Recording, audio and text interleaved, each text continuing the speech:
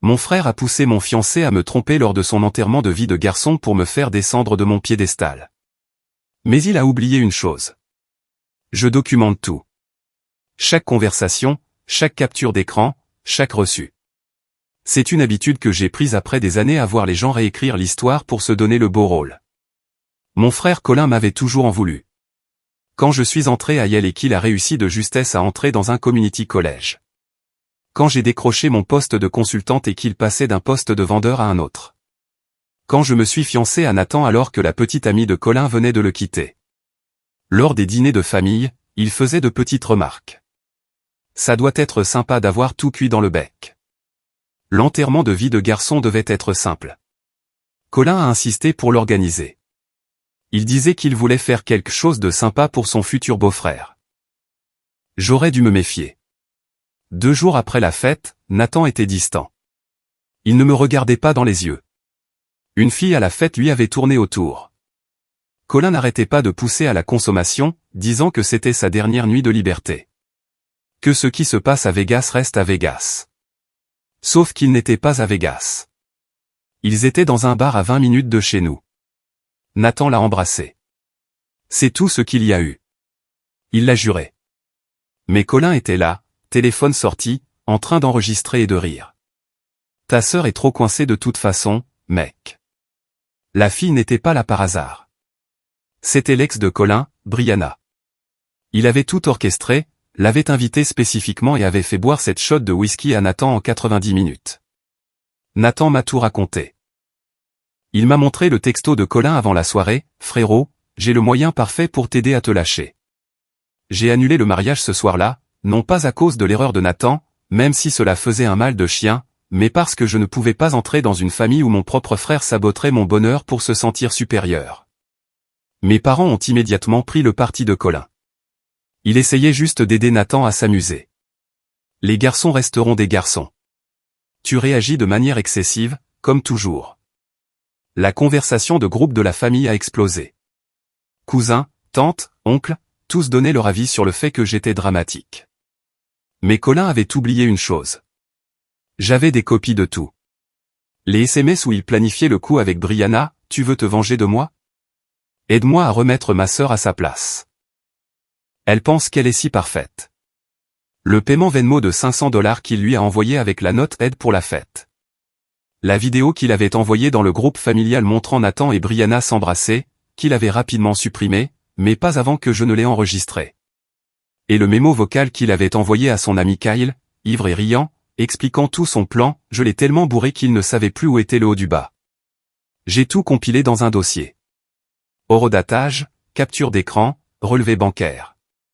Je l'ai envoyé à exactement 3 personnes, mes parents, Nathan et Colin. Pas d'explication, juste les preuves. Mon téléphone a commencé à sonner dans la minute. Je n'ai pas répondu. Le lendemain, ma mère s'est présentée à ma porte en pleurant. Elle avait toujours soupçonné que Colin m'en voulait, mais voir la préméditation étalée sous ses yeux était différent. Papa se tenait derrière elle, l'air plus vieux que je ne l'avais jamais vu. Nous sommes tellement désolés, a-t-il dit. Colin a essayé de déformer la vérité, prétendant que les textos étaient sortis de leur contexte, mais Brianna a tout confirmé, il m'a promis $500 et a dit que ce serait drôle. Je n'ai pas pensé à quel point ça te ferait mal. Je suis désolé. Nathan a supplié pour une autre chance. Non pas parce que le baiser ne signifiait rien, mais parce qu'il avait été trop ivre pour consentir et qu'il réalisait que Colin avait orchestré son agression. Je voulais lui pardonner. Une partie de moi l'aimait encore. Mais chaque fois que je le regardais, je voyais la trahison de mon frère se refléter. 6 mois ont passé. J'ai déménagé dans une nouvelle ville pour le travail, j'ai coupé tout contact avec Colin et j'ai commencé une thérapie. Mes parents ont respecté mes limites, me rendant visite une fois par mois et ne mentionnant jamais Colin à moins que je n'aborde le sujet en premier. Nathan et moi avons essayé une thérapie de couple, mais certaines cassures ne peuvent être réparées. Puis mon téléphone a sonné mardi dernier. Numéro inconnu. J'ai failli ne pas répondre. Quand je l'ai fait, c'était Brianna, la voix tremblante. Tu dois savoir quelque chose sur cette nuit-là. Il y a plus. Colin n'a pas seulement prévu que Nathan te trompe. Il a filmé toute la scène sous plusieurs angles et il les a. Elle s'est arrêtée. Je pouvais l'entendre respirer de manière saccadée et effrayée. « Qu'est-ce que tu veux dire par il les a ?» ai-je demandé, l'estomac noué. « Vendus » a-t-elle chuchoté. « Pas juste de Nathan, de nous tous. Il a installé des caméras dans les toilettes du bar, dans la salle privée qu'ils ont louée. Il les poste sur un site web. Je ne l'ai découvert que parce que quelqu'un m'a envoyé un lien il y a 2 jours. Mon visage est partout. J'ai senti la pièce tourner. Combien de vidéos ? 12 clips différents, a-t-elle dit. Certains de Nathan et moi, d'autres de gens à la fête qui ne savaient même pas qu'ils étaient filmés. Une d'une fille vomissant dans les toilettes. Une autre de 2 gars en train de se disputer. Il se fait de l'argent sur notre humiliation. J'ai attrapé mon ordinateur portable et l'ai ouvert avec des mains tremblantes. Où ? Quel site web ? Elle m'a donné l'URL. C'était l'un de ces sites agrégateurs où les gens téléchargent du contenu pour des revenus publicitaires. Plus il y a de vues, plus il y a d'argent. J'ai trouvé le compte de Colin en moins de 5 minutes. Il avait utilisé un faux nom, mais j'ai reconnu son style d'écriture dans les descriptions. Enterrement de vie de garçon qui tourne mal. Fille ivre regrette tout. Tromperie filmée. Chaque vidéo avait des milliers de vues. Certaines avaient des commentaires qui me donnaient la chair de poule. Des gens spéculant sur qui nous étions. Faisant des blagues sur la performance de Nathan. Traitant Brianna de noms que je ne répéterai pas. Le pire, c'était les images des toilettes. 3 femmes avaient été filmées à leur insu, essayant juste de refaire leur maquillage ou d'utiliser les lieux. Colin avait transformé leur moment privé en divertissement. Depuis combien de temps est-ce en ligne, ai-je demandé. Depuis la nuit après la fête, a dit Brianna. 6 mois. Il a gagné plus de 3000 $ selon le calculateur de paiement du site que j'ai trouvé. J'ai déjà contacté un avocat, mais elle a dit que c'est compliqué. Le site est hébergé à l'étranger, et Colin pourrait prétendre qu'il avait la permission de filmer dans un espace semi-public. Elle fit une pause. Je suis tellement désolé. Je sais que j'ai participé à ce qu'il t'a fait, mais c'est différent. C'est criminel. Je l'ai remercié et j'ai raccroché. Puis je suis resté assise là à fixer les vidéos, sentant quelque chose de froid s'installer dans ma poitrine. Colin avait franchi une ligne dont j'ignorais même l'existence. Ce n'était pas seulement saboter mon mariage. C'était violer chaque personne à cette fête pour le profit. J'ai appelé Nathan. Nous ne nous étions pas parlé depuis 2 semaines, depuis notre dernière séance de thérapie ratée. Il a répondu à la première sonnerie. Il faut qu'on parle, ai-je dit. En personne. Maintenant. Il m'a retrouvé dans un café 1 heure plus tard. Quand je lui ai montré les vidéos sur mon ordinateur portable, son visage est devenu blanc, puis rouge, puis blanc à nouveau. Il se fait de l'argent avec ça. Les mains de Nathan tremblaient. Sur notre dos. Sur ce qu'il a provoqué. J'ai hoché la tête. Et sur des gens qui n'avaient aucune idée qu'ils étaient filmés. Ce n'est plus juste une vengeance ou une blague. C'est illégal d'au moins 6 manières différentes. Nous devons aller voir la police, a dit Nathan immédiatement. C'est du voyeurisme, du revenge porn, toutes sortes de charges. Mais je pensais déjà à la suite. Colin était assez intelligent pour utiliser un faux nom, un VPN, un hébergement offshore. La police enquêterait, certes, mais cela pourrait prendre des mois. Pendant ce temps, ces vidéos continueraient d'accumuler des vues, de générer des revenus, de détruire des réputations. Il y a un autre moyen, ai-je dit lentement. Mais tu dois me faire confiance. Nathan m'a regardé. M'a vraiment regardé pour la première fois depuis la fête. Je te fais confiance. De quoi as-tu besoin? Au cours de la semaine suivante, je suis devenu obsédé. J'ai contacté chaque personne qui avait été à cette fête. 11 personnes au total, y compris Nathan et Brianna. J'ai expliqué ce que Colin avait fait, leur ai montré les preuves et leur ai demandé s'ils voulaient faire partie de la suite. 9 d'entre eux ont dit oui immédiatement. L'un avait besoin de temps pour réfléchir, l'un a refusé de s'impliquer, trop humilié pour reconnaître l'existence des vidéos. J'ai créé un dossier partagé avec tout ce que j'avais rassemblé, chaque vidéo que Colin avait postée, chaque commentaire, chaque centime qu'il avait gagné, des captures d'écran de son faux compte, les métadonnées des vidéos montrant qu'elles avaient été enregistrées sans avertissement audio ou notification de consentement, la politique du bar contre l'enregistrement dans leurs locaux sans permission écrite. Puis j'ai engagé une avocate, pas n'importe laquelle, mais Stéphanie Chen, qui s'était fait un nom en faisant tomber des sites de revenge porn et en obtenant des règlements massifs pour les victimes. Elle a regardé mes preuves et a souri. C'est une mine d'or, a-t-elle dit. Il a violé les lois sur les écoutes, les statuts sur le voyeurisme, la législation sur le revenge porn dans 3 États, et probablement une douzaine de délits civils. Nous pouvons l'enterrer. Mais je veux plus que de l'argent, lui ai-je dit. Je veux qu'il comprenne ce qu'il a fait. Je veux des conséquences qui comptent. Elle a hoché la tête. Alors nous devrons être stratégiques. Laissez-moi passer quelques appels. 2 semaines plus tard, nous avons déposé une plainte conjointe. Les 9 victimes représentées par Stéphanie demandaient 150 000 $ chacune en dommages et intérêts plus les frais juridiques et le retrait complet de tout le contenu. Nous avons envoyé les documents à Colin, à mes parents et à chaque membre de notre famille élargie. Nous avons également envoyé une copie à son employeur. Colin m'a appelé 30 minutes après que l'huissier ait quitté son appartement. Sa voix était tendue par la panique. « Tu ne peux pas être sérieuse ?» a-t-il dit. « C'était juste une blague. Juste des mecs qui font les mecs à un enterrement de vie de garçon. Tu as filmé des gens dans des toilettes sans leur consentement, ai-je dit calmement. Tu as vendu du contenu sexuel mettant en scène des personnes qui étaient trop ivres pour accepter d'être enregistrées. Tu as gagné 3 000 $ en détruisant des vies. Ce n'est pas une blague, Colin. C'est un crime. Je vais retirer les vidéos tout de suite. Je rembourserai tout le monde. Laisse tomber ça. C'est trop tard pour ça. Tu aurais dû penser aux conséquences avant de cliquer sur télécharger au point. Il a essayé la colère ensuite. Tu détruis notre famille pour ça. Maman pleure. Papa ne veut même pas me regarder. Mon boulot m'a mis en congé administratif. C'est ce que tu voulais? Ruiner ma vie comme tu penses que j'ai ruiné la tienne? Je n'ai pas ruiné ta vie, Colin. Tu t'es fait ça tout seul. Tu as passé tant d'années à m'en vouloir que tu t'es convaincu que je méritais d'être abattu. Et quand ça n'a pas suffi, tu as transformé la douleur des autres en profit. Je ne t'ai forcé à faire rien de tout ça. Il faut toujours que tu sois la victime, cracha Teil. La parfaite petite martyre. J'ai raccroché. Le procès a suivi son cours. Colin a essayé de le faire rejeter, prétendant qu'il avait le consentement verbal de tout le monde à la fête, mais Stéphanie avait fait ses devoirs.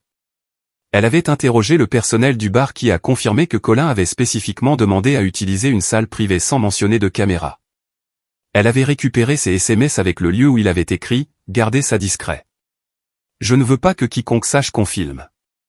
Elle avait même trouvé des messages à Kyle où Colin écrivait « J'ai hâte de voir la tête de ma sœur quand elle réalisera que tout ça est en ligne ». 3 mois après notre dépôt de plainte, l'avocat de Colin a appelé Stéphanie avec une offre de règlement. Il paierait 75 000 $ au total à répartir entre les victimes, retirerait toutes les vidéos et signerait un accord juridiquement contraignant pour ne plus jamais poster de contenu mettant en scène l'un de nous. Stéphanie m'a appelé. Ce n'est pas une mauvaise offre. Cela épargnerait à tout le monde le stress d'un procès. Que obtiendrions-nous lors d'un procès, ai-je demandé prudemment. Peut-être 100 000 $ chacun si le jury est sympathique, mais les procès coûtent cher et sont émotionnellement épuisants. Il y a aussi un risque que nous perdions si l'avocat de Colin convainc un jury que ce n'était qu'une stupide erreur. J'y ai réfléchi. Puis j'ai convoqué une réunion avec toutes les autres victimes. Nous nous sommes retrouvés dans une salle de conférence réservée par Stéphanie. Tous assis autour d'une table, nous regardant les uns les autres. Certains que je connaissais bien, d'autres que je n'avais rencontrés qu'une fois à la fête, mais nous étions liés maintenant par ce que Colin nous avait fait. Une femme nommée Teresa a parlé en premier. Elle avait été filmée en train de pleurer dans les toilettes après que son petit ami de l'époque l'ait larguée par texto pendant la fête. « Je veux juste que ça finisse », a-t-elle dit doucement. « Je veux que ces vidéos disparaissent, et je ne veux plus jamais y penser. Si 75 000 $ divisés entre nous permettent que ça arrive, je prends. » D'autres ont hoché la tête. Un gars nommé Félix, qui avait été enregistré en train de vomir dans une poubelle, a dit la même chose. « Je redoute un procès, devoir témoigner sur cette nuit-là. Je veux juste passer à autre chose. » Mais Nathan secouait la tête. Il n'apprend rien de tout ça. Il paie une somme d'argent, probablement empruntée à ses parents, et reprend sa vie. Pendant ce temps, c'est nous qui nous souviendrons d'avoir été violés chaque fois que nous nous regarderons dans un miroir. J'étais restée silencieuse à écouter. Maintenant, je prenais la parole. Voici ce que je pense. Nous acceptons le règlement. Nous obtenons le retrait des vidéos. Nous prenons l'argent. Nous obtenons la protection juridique. Mais nous ajoutons une chose à l'accord. Colin doit admettre ce qu'il a fait par écrit. Une confession signée détaillant chaque caméra qu'il a placée, chaque personne qu'il a filmée sans consentement, chaque dollar qu'il a gagné. Et cette confession sera envoyée à chaque personne de notre famille, chaque ami qu'il a sur les réseaux sociaux, son employeur, son propriétaire, son réseau professionnel. Stéphanie a haussé un sourcil. Ce n'est pas standard dans les accords de règlement. Rendez-le standard, ai-je dit. Ou nous allons au procès et je m'assurerai que chaque détail de sa trahison devienne public de toute façon. Il a fallu un autre mois de négociation, mais Colin a accepté. Il n'avait pas vraiment le choix. Les preuves contre lui étaient accablantes, et son avocat savait qu'un procès le détruirait pire que tout ce que je pourrais faire. Le règlement a été finalisé un mardi matin. J'étais assise dans le bureau de Stéphanie pendant que les virements bancaires passaient. Ma part était de 8300 $ après les frais juridiques. Pas une somme qui change la vie, mais assez pour payer une thérapie pendant 1 an et couvrir les frais de changement de numéro de téléphone. La confession de Colin est arrivée cet après-midi-là. 5 pages, interlignes simples, détaillant tout. Comment il avait loué la salle privée spécifiquement parce qu'elle avait un mauvais éclairage qu'il pouvait blâmer pour avoir besoin d'installer ses propres caméras. Comment il avait caché des caméras dans des détecteurs de fumée et des décorations murales. Comment il avait encouragé tout le monde à boire plus pour qu'ils soient moins conscients de leur environnement. Comment il avait spécifiquement ciblé les toilettes parce qu'il savait que les gens y seraient vulnérables. Il a admis qu'il l'avait planifié depuis des semaines. Qu'il avait voulu m'humilier moi et Nathan, mais avait élargi son plan pour inclure tout le monde quand il a réalisé combien d'argent le contenu amateur rapportait en ligne. Qu'il s'était senti puissant en regardant le nombre de vues grimper, en lisant les commentaires, en voyant les dépôts arriver sur son compte PayPal. Et tout à la fin, un paragraphe sur lequel Stéphanie avait insisté, « Je comprends que ce que j'ai fait était mal. J'ai violé la confiance, la vie privée et la dignité de personnes qui me considéraient comme un ami. J'ai exploité leur vulnérabilité pour un gain financier et une satisfaction personnelle. Je n'ai aucune excuse pour mes actions, et j'accepte l'entière responsabilité du mal que j'ai causé. » Ma mère m'a appelé après avoir reçu sa copie. Elle pleurait si fort que je pouvais à peine la comprendre. Je ne l'ai pas élevé pour être cette personne, répétait-elle. Je ne savais pas qu'il était capable de quelque chose d'aussi calculé, d'aussi cruel. Je sais, ai-je dit. Tu nous as élevés tous les deux de la même manière, et nous sommes devenus complètement différents. Ce n'est pas de ta faute. Mais j'aurais dû le voir. La rancœur, la façon dont il avait ce regard sur son visage chaque fois que tu réussissais quelque chose. Je pensais que c'était une rivalité fraternelle normale. Je n'ai jamais pensé, aucun de nous n'a pensé, dis-je doucement. C'est comme ça que les gens comme Colin fonctionnent. Ils cachent leurs pires impulsions derrière des blagues et des excuses jusqu'à ce qu'ils ne puissent plus se cacher. L'employeur de Colin l'a licencié 3 jours après avoir reçu la confession. Son bail a été résilié par son propriétaire, qui ne voulait pas de la responsabilité d'un locataire avec ce genre d'antécédents. Ses amis, les rares qu'il avait soutenus pendant le procès, ont pris leur distance une fois qu'ils ont lu exactement ce qu'il avait fait. Il est retourné vivre chez mes parents.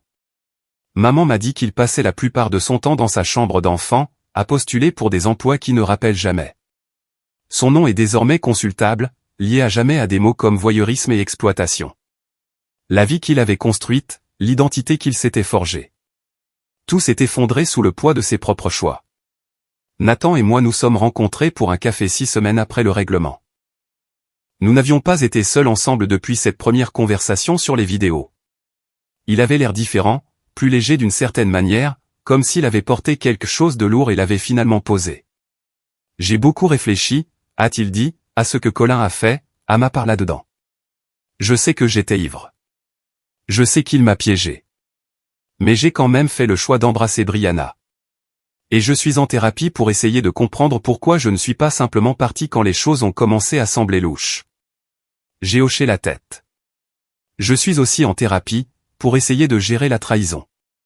Pas seulement de Colin, mais de tous ceux qui m'ont dit que je réagissais trop fort quand j'ai annulé le mariage. Tu penses. Il a commencé, puis s'est arrêté. Tu penses qu'il y a une chance pour nous? J'attendais cette question depuis des semaines. J'avais répété ma réponse de 100 façons différentes. Mais assise là à le regarder, j'ai réalisé que je connaissais la vérité depuis des mois. Je ne pense pas, dis-je doucement. Pas parce que je ne tiens pas à toi. Je tiens à toi. Mais chaque fois que je te regarde, je me souviens de cette nuit. Je me souviens de la voix de mon frère sur cet enregistrement. Je me souviens du groupe familial me traitant de dramatique. Je me souviens m'être senti si totalement seul. Et tu es lié à tout cela d'une manière que je ne pense pas pouvoir séparer. Ses yeux se sont remplis de larmes. Je comprends. Je déteste ça, mais je comprends. Nous sommes restés assis en silence un moment. Puis il a demandé, « Qu'est-ce que tu vas faire maintenant ?» Je déménage, ai-je dit. J'ai eu une offre d'emploi à Seattle. Un tout nouveau départ. Nouvelle ville, nouvelle entreprise, nouvel appartement. Juste moi et quelques valises et personne qui ne sait ce qui s'est passé. Ça a l'air parfait pour toi, a-t-il dit. Et il le pensait. Et toi? Je reste. J'ai vécu dans cette ville toute ma vie, et je ne laisserai pas Colin me chasser. Mais je fais des changements. Nouveau travail, nouvel appartement, nouvelle routine. Devenir la version de moi-même que j'aurais dû être depuis le début. Nous avons fini notre café, nous nous sommes serrés dans les bras sur le parking, avons promis de rester en contact. De cette façon dont les gens le font quand ils savent tous les deux qu'ils ne le feront pas. Ce n'était pas une fin heureuse, mais c'était une fin honnête. Parfois, c'est tout ce qu'on obtient. J'ai déménagé à Seattle 3 semaines plus tard. Mes parents m'ont aidé à faire mes cartons, ce qui semblait surréaliste après tout ce qui s'était passé. Papa portait des cartons sans dire grand-chose. Maman s'arrêtait constamment pour me serrer dans ses bras comme si elle avait peur que je disparaisse si elle me lâchait. « Tu n'es pas obligé de partir si loin », a-t-elle dit alors que nous chargions le dernier carton dans le camion de déménagement. « On pourrait s'arranger ici. »« Je sais », lui ai-je dit. « Mais j'ai besoin de distance avec Colin, avec les souvenirs. D'arrêter d'être la fille dont le frère a vendu des vidéos de son fiancé en train de la tromper. J'ai besoin d'être quelque part où personne ne connaît cette histoire. » Elle a hoché la tête. « Appelle-nous quand tu arrives. Et chérie, je suis fier de toi pour t'être défendu, pour avoir fait face à Colin. Je sais que ça t'a coûté ta relation avec Nathan. Et je sais que ce n'était pas facile. Ça ne l'était pas, ai-je convenu. Mais rester m'aurait coûté plus cher. Le trajet jusqu'à Seattle a pris 3 jours. Je dormais dans des motels bon marché, mangeais de la nourriture de drive-in et écoutais des podcasts sur les nouveaux départs. C'était comme faire peau neuve. Chaque kilomètre m'éloignant de la maison était une autre couche de l'ancienne vie qui tombait. Mon nouvel appartement était petit, mais à moi. 13e étage, vue sur la ville, aucun souvenir attaché à quoi que ce soit. J'ai passé la première semaine à déballer lentement, à arranger les meubles, à découvrir le quartier. J'ai trouvé un café que j'aimais, une épicerie avec de bons produits, un sentier de course le long du front de mer. Le travail a commencé un lundi. J'étais nerveuse en entrant au bureau, inquiète que d'une manière ou d'une autre mes nouveaux collègues sachent, qu'ils me regardent et voient le procès, les vidéos, les fiançailles rompues. Mais ils ont juste vu une nouvelle recrue, ont souri et se sont présentés. Ils ont demandé d'où je venais et ce qui m'avait amené à Seattle. Je leur ai donné la version sûre. Envie de changement. Toujours aimé le Nord-Ouest Pacifique. Une belle opportunité. Personne n'a remis ça en question. Personne n'a creusé plus loin. Pour la première fois depuis 1 an, j'étais juste moi. Pas la victime, pas la sœur, pas la femme du procès. Juste moi. 3 mois après le début de ma nouvelle vie, j'ai reçu un message sur LinkedIn. C'était d'une journaliste nommée Patricia Reeves qui travaillait pour une publication sur l'éthique numérique. Elle avait suivi mon cas, disait-elle. Elle voulait savoir si je serais prête à parler de ce qui s'était passé, non pas par sensationnalisme, mais pour mettre en lumière à quel point il est facile pour les gens d'utiliser la technologie comme une arme contre ceux qu'ils prétendent aimer. J'ai failli refuser. Le règlement comportait une clause de non-dénigrement qui limitait ce que je pouvais dire publiquement sur Colin en particulier. Mais Patricia m'a assuré que nous pourrions discuter des problèmes plus larges sans nommer de nom. La psychologie de la trahison familiale, les lacunes juridiques dans les lois sur le voyeurisme, la façon dont les victimes d'enregistrements non consensuels sont laissées pour compte pour recoller les morceaux. Nous nous sommes rencontrés dans un restaurant calme près de mon appartement. Elle était plus jeune que je ne m'y attendais, peut-être 30 ans, avec des yeux vifs qui ne manquaient rien. Elle a installé un enregistreur et a demandé si j'étais prête. Je lui ai tout dit. Pas les détails spécifiques qui violeraient le règlement, mais la vérité émotionnelle de la chose. Ce que cela fait quand quelqu'un avec qui vous avez grandi décide que votre bonheur est une menace pour son ego. Comment la trahison de la famille coupe plus profondément que toute autre sorte parce que vous êtes censé être en sécurité avec eux. La façon dont notre système juridique est construit pour protéger les auteurs d'abus numériques plus qu'il ne protège les victimes. Patricia prenait des notes, posait des questions réfléchies. Me laissait pleurer quand j'en avais besoin. À la fin, elle a demandé une dernière chose. Si vous pouviez dire quelque chose à d'autres personnes traversant cela, qu'est-ce que ce serait? J'y ai réfléchi. Documentez tout. Faites confiance à votre instinct. Ne laissez personne vous convaincre que l'abus est acceptable juste parce qu'il vient de la famille. Et rappelez-vous que la guérison n'est pas linéaire. Certains jours vous vous sentirez fort et d'autres jours vous aurez l'impression d'être revenu à la case départ. Les deux sont OK. Les deux font partie du processus. L'article est sorti 2 semaines plus tard. Patricia l'avait intitulé « Quand la famille devient prédateur, le combat d'une femme pour la justice après une trahison numérique ». Elle avait changé suffisamment de détails pour que personne ne puisse m'identifier spécifiquement, mais avait gardé le cœur émotionnel intact. C'est devenu viral. Des milliers de partages, des centaines de commentaires de personnes partageant leurs propres histoires de membres de la famille qui avaient violé leur vie privée, leur confiance, leur corps. J'ai lu chaque commentaire. Certains m'ont fait pleurer, d'autres m'ont mis en colère. Tous m'ont rappelé que je n'étais pas seul. Un commentaire en particulier m'est resté. Il venait d'une femme nommée Gloria qui écrivait « Mon frère a fait quelque chose de similaire. Il a posté des photos intimes de moi en ligne après que j'ai été promu à sa place dans notre entreprise familiale. Je pensais que j'étais faible pour avoir coupé les ponts. » Cet article m'a rappelé que les limites ne sont pas une faiblesse, c'est de la survie. J'ai créé un compte anonyme et je lui ai envoyé un message. Nous avons commencé à parler. Puis d'autres personnes nous ont contactés. Bientôt, je faisais partie d'un petit groupe de discussion de personnes ayant été trahies par des membres de leur famille dans des espaces numériques. Nous nous appelions le collectif des séquelles. Ce n'était pas une thérapie et ce n'était pas de l'activisme. C'était juste des gens qui comprenaient, partageant des ressources, offrant du soutien, se rappelant mutuellement que nous méritions mieux que ce que nous avions reçu. 6 mois après le début de ma vie à Seattle, ma mère m'a appelé avec des nouvelles. Colin avait trouvé un emploi, saisi de données pour une petite entreprise qui ne vérifiait pas les antécédents, salaire minimum, pas d'avantages sociaux. Mais c'était quelque chose. Il suivait également une thérapie ordonnée par le tribunal dans le cadre d'une négociation de peine avec le procureur qui avait déposé des accusations distinctes de notre procès. Comment va-t-il, ai-je demandé, et j'ai été surprise de réaliser que je voulais sincèrement savoir. Honnêtement, il est brisé, a dit maman. Je ne l'ai jamais vu comme ça. Il sait ce qu'il a perdu et il sait que c'est de sa faute. Il demande de tes nouvelles parfois. Qu'est-ce qu'il demande? Si tu es heureuse, si tu parles de lui, s'il y a une chance que tu lui parles à nouveau un jour. Qu'est-ce que tu lui dis? Je lui dis la vérité, que tu construis une nouvelle vie et que tu mérites de le faire sans que son ombre ne te suive. Que peut-être un jour, dans des années, tu seras prête pour une conversation, mais qu'il doit se concentrer sur le fait de devenir quelqu'un digne de cette conversation, pas juste attendre un pardon qu'il n'a pas mérité. C'est bien, ai-je dit. C'est exactement ça. Penses-tu que tu lui pardonneras un jour, demanda-t-elle. Je ne sais pas. Pour l'instant, je ne suis pas intéressé par le pardon. Je suis intéressé par la guérison. Peut-être que ces deux choses se chevaucheront un jour. Peut-être pas. Quoi qu'il en soit, ce sera à mes conditions et selon mon calendrier. Je comprends, a-t-elle dit. Et pour ce que ça vaut, ton père et moi soutenons tout ce que tu décideras. Une année a passé, puis une autre.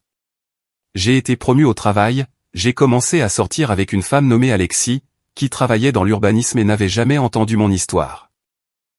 Je me suis fait des amis qui me connaissaient comme la personne que je devenais, pas celle que j'avais été forcé d'être. Je pensais à Colin parfois. Je me demandais s'il changeait, s'il comprenait maintenant ce qu'il avait fait, s'il restait éveillé la nuit à rejouer ses choix comme j'avais rejoué les miens. Mais surtout, je ne pensais pas à lui du tout. Il avait pris assez de place dans ma vie. Je ne lui en donnais plus. Le jour du 2e anniversaire de mon déménagement à Seattle, j'ai fait quelque chose que j'évitais. J'ai cherché mon nom en ligne. Le procès était toujours là, enfoui sous des résultats plus récents, mais trouvable si quelqu'un cherchait bien. La confession de Colin était archivée dans une base de données juridique. L'article que Patricia avait écrit était encore partagé occasionnellement. Mais il y avait aussi mon site professionnel, ma signature sur des publications de l'industrie, des photos d'un projet bénévole que j'avais aidé à coordonner, la preuve d'une vie qui n'avait rien à voir avec ce que Colin m'avait fait. J'existais au-delà de mon traumatisme. Je m'en étais assuré. Cette nuit-là, j'ai écrit une lettre que je n'ai jamais eu l'intention d'envoyer. Elle était adressée à Colin, remplie de tout ce que je ne lui avais jamais dit en face. Je lui ai raconté les cauchemars que j'avais eus les 6 premiers mois. Comment j'avais supprimé chaque photo des fiançailles. Comment j'avais changé ma routine matinale parce que mon ancienne routine me rappelait la planification du mariage. Comment certains jours j'étais encore en colère et certains jours je ne ressentais rien et certains jours j'étais juste fatigué. Mais je lui ai aussi parlé de Seattle, du café où je lisais le dimanche matin, d'Alexis et de ses blagues nulles, de la promotion et du bénévolat et des amis qui me faisaient rire si fort que je ne pouvais plus respirer. De devenir quelqu'un que j'aimais vraiment. Je lui ai dit que ce qu'il m'avait fait avait changé ma vie d'une manière qu'il ne comprendrait jamais, mais que cela ne m'avait pas détruite. Il a essayé de me faire descendre de mon piédestal et à la place, j'avais construit des fondations qui ne pouvaient être ébranlées. Ni par lui, ni par personne. J'ai fini la lettre et je suis resté avec elle un long moment. Puis je l'ai supprimée. Pas parce que je ne pensais pas chaque mot, mais parce que le dire à voix haute signifierait lui donner accès à mon monde intérieur à nouveau. Et c'était un privilège qu'il avait perdu pour toujours. 3 ans après, j'ai arrêté de vérifier la base de données des procès. J'ai arrêté de googler le nom de Colin pour voir s'il avait encore merdé. J'ai arrêté d'attendre la prochaine catastrophe. J'avais dépensé tellement d'énergie à me préparer à son prochain coup que j'avais oublié de vivre, tout simplement. Alexis a remarqué le changement. Tu as l'air plus légère, a-t-elle dit un matin au petit déjeuner. Comme si tu étais enfin ici, pas ailleurs dans ta tête. Je pense que je le suis, ai-je dit. Je pense que j'ai enfin fini de laisser le passé dicter le présent. Elle a tendu la main de l'autre côté de la table et a pris la mienne. Je suis fier de toi. Je sais que je ne te connaissais pas avant, mais je peux voir à quel point tu as travaillé dur pour en arriver là. Le truc, c'est que ça avait été dur, plus dur que tout ce que j'avais jamais fait. Reconstruire la confiance envers les gens. Réapprendre à être vulnérable. Accepter que la famille puisse vous blesser d'une manière que les étrangers ne pourraient jamais. Digérer la réalité que la personne qui avait partagé mon enfance, qui me connaissait avant que je ne me connaisse moi-même, avait choisi d'utiliser cette connaissance comme une arme contre moi. Mais je l'avais fait, une séance de thérapie à la fois, une limite posée et appliquée à la fois. Un matin, se réveiller et choisir d'avancer au lieu de rester coincé. 4 ans après Seattle, ma mère m'a appelé avec des nouvelles différentes. Colin avait rencontré quelqu'un, une femme nommée Vanessa, qui travaillait dans son entreprise. Elle savait tout de ce qu'il avait fait. Il lui avait montré la confession, l'accord de règlement, toute l'histoire terrible, et elle avait décidé de sortir avec lui quand même. Je ne comprends pas, a dit maman. Pourquoi quelqu'un choisirait d'être avec quelqu'un sachant de quoi il est capable? Peut-être qu'elle voit quelque chose que nous ne voyons pas, ai-je dit. Ou peut-être qu'elle croit que les gens peuvent changer. De toute façon, ce n'est pas à nous de décider. Ça te dérange qu'il tourne la page, qu'il construise une vie? J'y ai pensé honnêtement. Non, ça ne me dérange pas. Il a le droit d'essayer de devenir meilleur. Cela n'efface pas ce qu'il a fait, et cela ne signifie pas que je dois faire partie de son arc de rédemption, mais je ne vais pas dépenser de l'énergie à espérer qu'il échoue. J'ai épuisé toute ma colère il y a des années. Tu as tellement grandi, a dit maman doucement. J'aurais aimé que les circonstances soient différentes, mais je suis émerveillé par la personne que tu es devenue. Moi aussi, ai-je dit. Moi aussi. 5 ans après, Alexis et moi nous sommes fiancés. Ce n'était rien comme mes fiançailles avec Nathan. Pas de grande production, pas d'enterrement de vie de garçon, pas de drame familial. Juste nous deux sur un sentier de randonnée. Elle sortant une bague au sommet.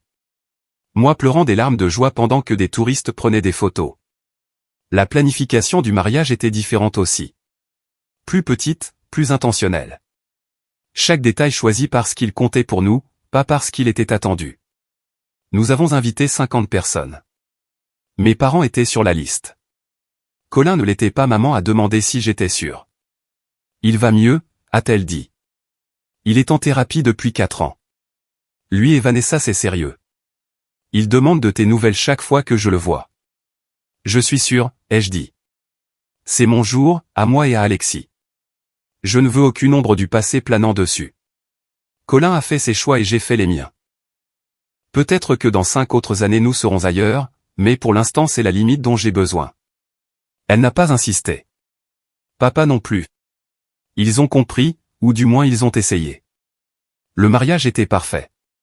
Petite cérémonie dans un jardin, réception dans un restaurant que nous aimions, des discours qui nous ont fait rire et pleurer. Le père d'Alexis m'a accueilli dans leur famille avec une telle chaleur sincère que je me suis retrouvé à pleurer dans les toilettes, submergé par la réalisation que c'était ce à quoi la famille était supposée ressembler, sûre, solidaire, libre de conditions et de rancœur.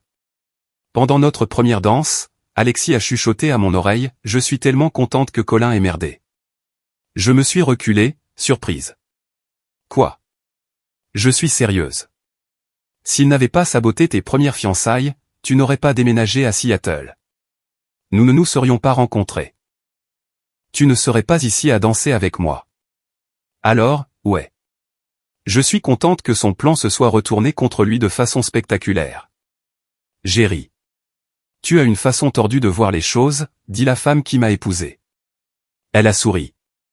Cette nuit-là, allongée dans notre chambre d'hôtel, j'ai pensé au chemin qui m'avait mené ici. La trahison, le procès, la confession, le déménagement, la guérison, l'amour que j'avais trouvé dans une ville que j'avais choisie par désespoir et qui était devenue ma maison. Colin avait essayé de me détruire, et d'une certaine manière, il l'avait fait. Il avait détruit la version de moi qui croyait que la famille était intrinsèquement sûre. Que l'amour était inconditionnel. Que les gens qui connaissaient vos vulnérabilités ne les exploiteraient pas. Mais à partir de ces ruines, j'avais construit quelque chose de plus fort. Quelque chose qui m'appartenait entièrement. 6 ans après Seattle, j'ai reçu une lettre, du vrai courrier physique transféré de la maison de mes parents. L'écriture de Colin sur l'enveloppe. Je l'ai fixée pendant 20 bonnes minutes avant de l'ouvrir. À l'intérieur se trouvait une seule page, manuscrite, datée de 3 semaines plus tôt. Elle disait, « Je sais que je n'ai aucun droit de t'écrire. Je sais que l'accord de règlement et la décence humaine élémentaire disent que je devrais te laisser tranquille, mais je le fais quand même parce qu'il y a des choses que je dois dire, même si tu ne réponds jamais. » J'avais tort. C'est la version la plus simple, mais cela ne capture pas la profondeur de mon erreur. J'ai passé 6 ans en thérapie à décortiquer pourquoi j'ai fait ce que j'ai fait. La jalousie, le sentiment que tout m'était dû, la croyance que ton succès diminuait ma valeur. Rien de tout cela n'excuse mes actions, mais le comprendre m'a aidé à devenir quelqu'un de différent. Je t'ai blessé d'une manière que je découvre encore. Chaque fois que Vanessa parle des mariages de ses amis, je pense à celui que tu aurais dû avoir. Chaque fois que je vois des frères et sœurs se soutenir, je pense à la façon dont j'ai démoli cette possibilité pour nous. Chaque fois que je postule pour un emploi et que je dois expliquer le trou dans mon parcours professionnel, je pense à la façon dont j'ai mérité chaque conséquence que j'ai reçue. Je ne t'écris pas pour demander pardon. Je ne le mérite pas et je n'y ai pas droit. Je t'écris parce que tu mérites de savoir que ta décision de me tenir responsable a changé ma vie. Pas seulement les conséquences juridiques, bien qu'elles aient été sévères. Mais le fait de m'obliger à faire face à ce que j'avais fait par écrit à tout ce que je connaissais signifiait que je ne pouvais pas m'en cacher. Je ne pouvais pas minimiser. Je ne pouvais pas te blâmer toi, ou les circonstances, ou quoi que ce soit d'autre que moi-même. Je suis différent maintenant. J'aimerais pouvoir te le prouver, mais je comprends pourquoi ce n'est pas possible. Alors à la place, je dirais juste ceci. Merci d'avoir été assez forte pour me tenir tête. Pour avoir refusé de me laisser m'en tirer, pour m'avoir montré que les actions ont des conséquences, même quand elles viennent de la famille. J'espère que tu es heureuse. J'espère que tu as construit une vie qui n'a rien à voir avec ce que je t'ai fait. J'espère qu'un jour, peut-être dans des années, nous pourrons nous asseoir dans la même pièce sans que tu aies à partir. Mais si cela n'arrive jamais, je comprends. Tu ne me dois rien. Ton frère, Colin. Je l'ai lu 3 fois. Je l'ai montré à Alexis, qui l'a lu avec une expression sceptique. Qu'est-ce que tu en penses, a-t-elle demandé. Je pense qu'il est sincère, ai-je dit lentement. Ou du moins il est sincère en ce moment. S'il le sera dans 5 ans ou 10 ans, je ne sais pas. Les gens peuvent changer, mais ils peuvent aussi rechuter. La thérapie et les conséquences ne garantissent pas la transformation. Vas-tu répondre? Je ne sais pas. Une partie de moi le veut. Une partie de moi pense que toute réponse lui donnerait un espoir de réconciliation que je ne suis pas sûr de pouvoir offrir. Une partie de moi est juste fatiguée de penser à lui tout court. Alors ne décide pas maintenant, a dit Alexis. Range-la. Peut-être que dans 1 mois ou 1 an, tu sauras ce que tu veux faire. Ou peut-être pas. Et c'est ok aussi. J'ai mis la lettre dans un tiroir. Parfois je la sortais et la relisais. Parfois je passais des semaines sans y penser. Le fait de ne pas décider est devenu une sorte de décision en soi. Une limite que je maintenais en refusant de me précipiter dans quoi que ce soit. 7 ans après Seattle, ma mère m'a appelé avec une nouvelle que j'attendais à moitié depuis des années. Colin et Vanessa allaient se marier. Petite cérémonie, juste la famille immédiate. Maman voulait savoir si la liste d'invités réduite était parce qu'il prenait soin de moi ou si Colin avait simplement accepté que je ne viendrais pas, probablement les deux, ai-je dit. Si je te le décris après, est-ce que cela te semblera une violation de tes limites, a-t-elle demandé prudemment. Non, ai-je dit. Tu as le droit d'être heureuse pour lui. Tu as le droit d'être sa maman et ma maman en même temps. Je sais que c'est difficile à équilibrer. Ça l'est, a-t-elle admis. Je vous aime tous les deux. Je déteste ce qu'il a fait. Je suis fier de qui il essaie de devenir. Ça me manque d'avoir mes 2 enfants dans la même pièce. Toutes ces choses sont vraies simultanément. Je comprends, ai-je dit. Et je te dispense d'essayer d'arranger ça. C'est ce que c'est. Peut-être que ça changera un jour. Peut-être pas. Le mariage de Colin a eu lieu sans moi. Maman m'a envoyé une photo après, juste lui et Vanessa souriant sur les marches d'un palais de justice. Il avait l'air plus vieux, plus heureux peut-être, ou du moins accablé par le dégoût de soi. J'ai regardé la photo pendant un long moment, essayant de ressentir quelque chose de définitif. Colère, rancœur, joie pour son bonheur, soulagement qu'il ait trouvé quelqu'un, mais je me sentais juste neutre. C'était une personne que je connaissais autrefois, qui avait fait des choses terribles et qui essayait maintenant de faire mieux. C'était tout. Pas de pardon dramatique, pas de haine persistante, juste la reconnaissance que nous avions tous les deux avancé dans des directions différentes. 8 ans à Seattle, j'avais construit toute une vie. Alexis et moi avions acheté une maison. J'avais été promue au niveau de directrice au travail. Nous avions un chien nommé Biscuit et un dîner le dimanche avec des amis et un jardin que nous étions nuls à entretenir. Mon traumatisme n'avait pas disparu, mais il s'était transformé en quelque chose que je portais plutôt que quelque chose qui me portait. Je documentais toujours tout, je gardais toujours les reçus et les captures d'écran, je gardais toujours des traces des conversations qui semblaient importantes. Mais maintenant c'était juste une manie, pas un mécanisme de survie. Alexis me taquinait sur mes fichiers numériques méticuleusement organisés, ne sachant pas qu'ils étaient nés de la nécessité. Un soir au dîner, elle a posé une question qu'elle retenait depuis des années. Penses-tu que tu reparleras un jour à Colin? Peut-être, ai-je dit, s'il continue à faire le travail, si assez de temps passe pour que je puisse le regarder et voir qui il est maintenant au lieu de qui il était alors. Mais je n'en suis pas encore là, et je ne sais pas si je le serai un jour. Et ça doit être ok. C'est ok, a-t-elle dit. Tu ne dois le pardon à personne juste parce que le temps a passé ou qu'ils se sont excusés ou que la famille est censée se réconcilier. Tu as le droit de décider ce qui te semble sûr et ce qui ne l'est pas. Je l'aimais pour avoir compris ça, pour ne jamais m'avoir poussé à guérir plus vite ou à pardonner plus tôt, pour avoir accepté que certaines blessures se ferment mais ne disparaissent jamais complètement.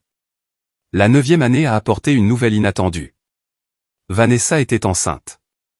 Maman a appelé excitée et nerveuse, voulant partager sa joie, mais ayant peur de me blesser. Je vais être grand-mère, a-t-elle dit. N'est-ce pas merveilleux? Ça l'est, ai-je dit honnêtement. Félicitations, maman. Tu vas être tante. Les mots restaient là, compliqués et lourds. Je sais, ai-je dit. Et je suis heureuse pour eux. Un bébé mérite toujours d'être célébré. Mais suggéra-t-elle doucement. Mais je ne sais pas quel rôle je joue dans la vie de cet enfant. Oncle Colin est une personne que ses parents devront expliquer. Le procès, les vidéos, les conséquences. C'est leur histoire et leur fardeau à porter. Je ne peux pas prendre de décision sur une relation qui n'existe pas encore. C'est juste, a dit maman. Je ne pousserai pas. Quoi que tu décides, quand tu le décideras, je te soutiendrai. Le bébé est arrivé. Une fille nommée Sophie. Maman a envoyé des photos. Elle était belle de cette façon dont tous les bébés sont fripés et roses et pleins de promesses. Je l'ai regardée et j'ai ressenti quelque chose d'inattendu. Pas une envie d'être impliqué, mais un espoir que Colin ferait mieux pour elle qu'il ne l'avait fait pour les gens de son passé. J'ai envoyé un cadeau, un livre pour enfants sur la gentillesse et une carte qui disait simplement « Félicitations, meilleurs vœux pour votre famille ». Je n'ai pas signé avec amour. Je n'ai pas promis de visiter, juste reconnu le moment et passé à autre chose. La 10e année à Seattle a semblé significative d'une manière ou d'une autre. Une décennie de distance avec la pire période de ma vie. Une décennie de thérapie, de croissance et de guérison intentionnelle. Alexis m'a organisé une fête surprise, l'appelant mon anniversaire de Seattle. Invitant tous les amis que je m'étais fait et qui ne savaient rien de Colin ou Nathan ou des vidéos. Nous avons célébré moi, la personne que j'étais devenue, la vie que j'avais construite, les limites que j'avais maintenues. À minuit, légèrement ivre de champagne, je me suis tenu sur notre porche arrière et j'ai regardé les lumières de la ville s'étendre en bas de notre colline. Alexis m'a rejointe, passant un bras autour de ma taille. « À quoi penses-tu ? À quel point j'ai avancé ?» ai-je dit. Comment cette fille effrayée qui a déménagé ici avec rien d'autre que des valises et un traumatisme s'est transformée en quelqu'un qui s'aime vraiment, qui se fait confiance, qui a construit quelque chose de vrai. « Tu as fait ça ?» a-t-elle dit. Tout ça. Colin a peut-être été le catalyseur, mais c'est toi qui as choisi de guérir au lieu de rester amer. Je l'ai embrassé. Merci de faire partie de ça, de m'avoir choisi même quand mon passé était compliqué. Ton passé a fait de toi qui tu es, a-t-elle dit. Et j'aime qui tu es. Cette nuit-là, j'ai sorti la lettre de Colin une fois de plus, je l'ai lue à la lumière de mon téléphone, assise sur le sol de notre salle de bain pendant qu'Alexis dormait. Puis j'ai écrit une réponse, non pas parce que je lui en devais une, mais parce que j'avais enfin compris ce que je voulais dire. Colin, j'ai reçu ta lettre il y a 3 ans. Je l'ai lue plus de fois que je ne peux compter, essayant de décider si et comment répondre. Voici où j'en suis arrivé. Je crois que tu es désolé. Je crois que tu as fait le travail. Je crois que tu es différent de ce que tu étais. Mais croire tout cela n'efface pas ce que tu as fait. N'efface pas la trahison ou l'humiliation ou l'année que j'ai passée à me reconstruire. Tu as demandé si un jour nous pourrions nous asseoir dans la même pièce. Peut-être, pas maintenant, peut-être pas avant des années, mais je ne l'exclus pas entièrement. C'est le maximum que je puisse offrir. Je suis contente que tu aies trouvé Vanessa. Je suis contente que tu sois en thérapie. Je suis contente que tu essaies d'être meilleure. Pas pour moi, mais pour Sophie. Elle mérite un père qui comprend que la famille n'est pas une question de contrôle ou de compétition. C'est être présent, faire mieux et choisir la gentillesse, même quand c'est difficile. Maman me dit que tu demandes parfois de mes nouvelles. Voici ce que tu dois savoir. Je suis heureuse. J'ai construit une vie qui n'a rien à voir avec toi. J'ai épousé quelqu'un qui me traite comme une égale. J'ai une carrière que j'aime, des amis qui me font rire et un chien qui est nul pour rapporter la balle. Ton sabotage ne m'a pas détruite. Il m'a redirigé vers quelque chose de mieux que ce que j'aurais eu. Cela ne veut pas dire que je te pardonne. Le pardon n'est pas quelque chose que l'on gagne en étant désolé, en faisant de la prison ou en allant en thérapie. C'est quelque chose que je pourrais choisir de donner un jour si et quand cela servira ma guérison. Pour l'instant, ce n'est pas le cas. Alors, je choisis l'acceptation à la place. Accepter que tu as fait ce que tu as fait, que cela a changé nos deux vies, et que nous sommes tous deux des personnes différentes maintenant naviguant dans les séquelles. Peut-être que dans 10 ans, nous serons ailleurs. Peut-être pas. Quoi qu'il en soit, je te dispense d'attendre mon pardon, et je me dispense de me sentir obligé de le donner. Prends soin de ta fille. Sois meilleur pour elle. C'est la seule chose que je demande. Ta sœur. Je l'ai posté le lendemain matin. Je n'ai pas trop réfléchi.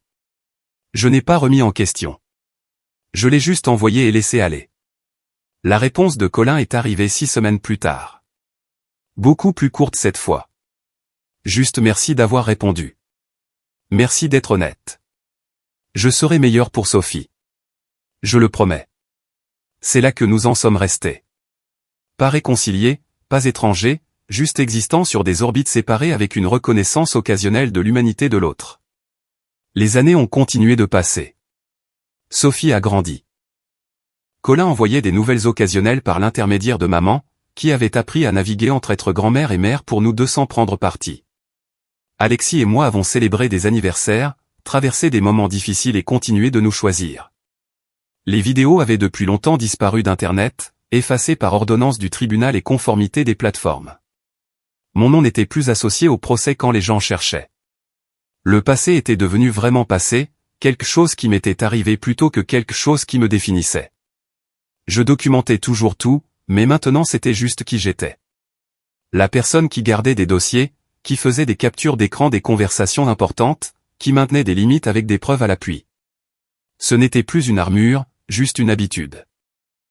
Et Colin, il est devenu quelqu'un que je connaissais autrefois, quelqu'un lié à moi par le sang, l'histoire et un nom de famille partagé, mais pas par la vie quotidienne, un contact régulier ou une affection présumée. Nous existions à la périphérie de l'un l'autre, conscients, mais pas emmêlés. Certaines histoires se terminent par le pardon et la réconciliation. D'autres se terminent par la paix et la distance. La mienne s'est terminée avec nous deux vivants. Nous deux changés. Nous deux portant ce qui s'est passé de manière qui nous ont façonnés mais ne nous ont pas définis. Mon frère avait poussé mon fiancé à me tromper, essayant de me faire descendre d'un piédestal sur lequel je n'avais jamais demandé d'être. Il avait oublié que je documentais tout, que je me battrais, que les conséquences étaient réelles. Que je me souviendrais de quelque chose de plus important, que je pouvais survivre à la trahison, que je pouvais construire une vie à partir de ruines, que je pouvais choisir qui avait accès à mon présent et à mon futur, peu importe qui avait fait partie de mon passé. Et c'était suffisant.